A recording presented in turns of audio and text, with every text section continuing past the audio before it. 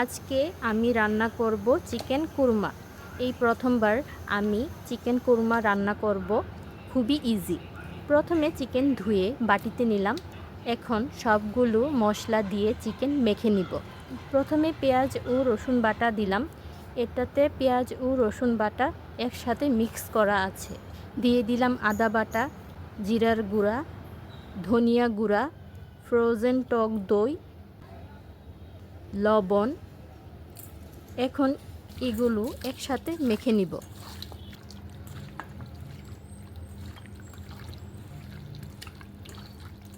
মাখা শেষ হলে 1 ঘন্টা রেস্টে রেখে দিব।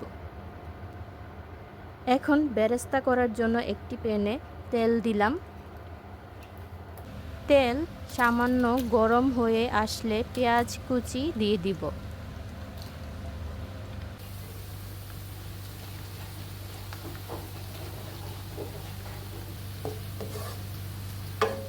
পেঁয়াজ কুচিগুলো সামান্য ব্রাউন কালার হয়ে আসলে তুলে নিব।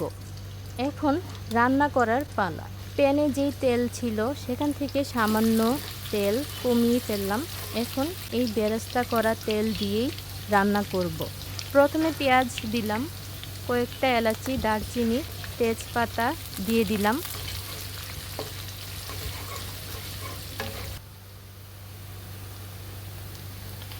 ম্যারিনেট করা মাংস দিয়ে দিলাম।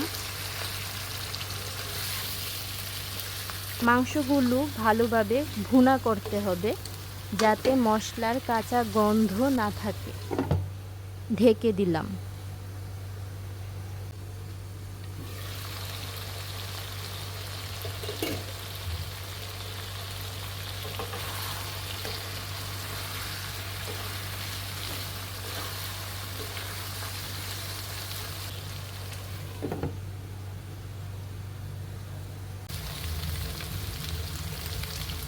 যেহেতু মাংসে কোনো মরিচ দেওয়া হয়নি তাই কয়েকটা কাঁচা মরিচ দিয়ে দিলাম।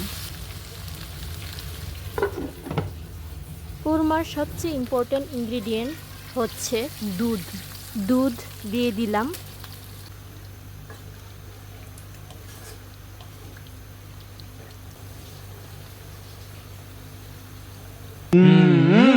এখন ঢেকে দিব।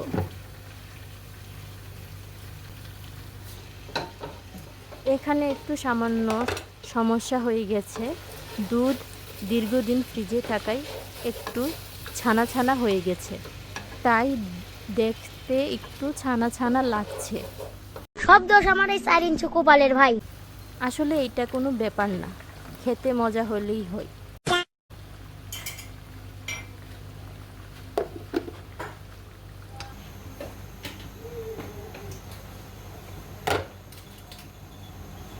সব শেষে 1 চামচ ঘি দিয়ে দিলাম।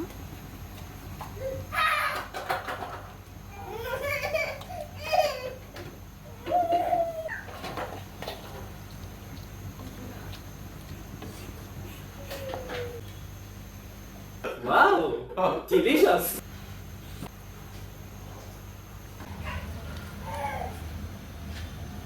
ভেজে রাখা বেরেস্তা উপর দিয়ে দিলাম।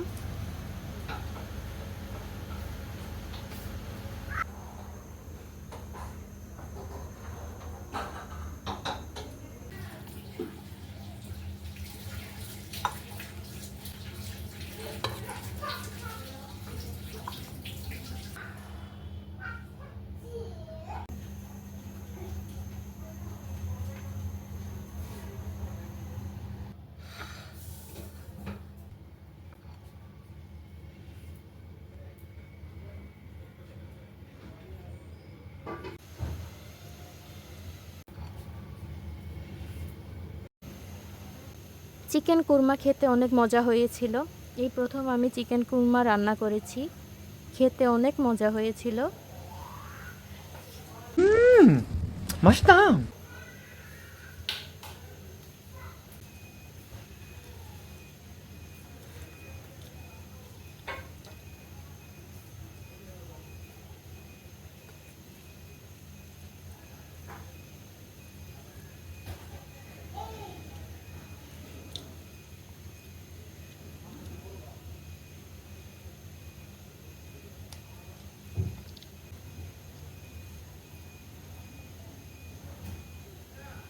ওয়াও, আমি এত ভালো রান্না করতে পারি।